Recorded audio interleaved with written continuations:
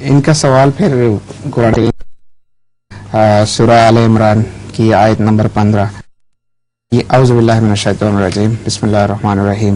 زین للناس حب الشہوات من النساء والبنین والقناطیر المقنطرۃ والذہب والفضہ والخیل المسومہ.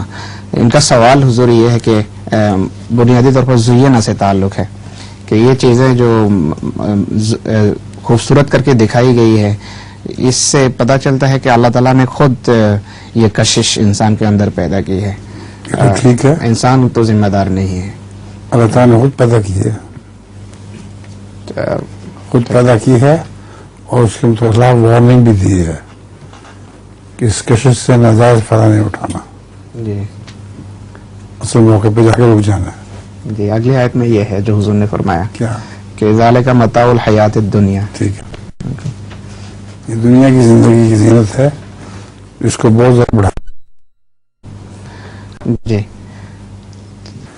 ملا صاحب ماشاء اللہ اچھے سوال کرتے ہیں.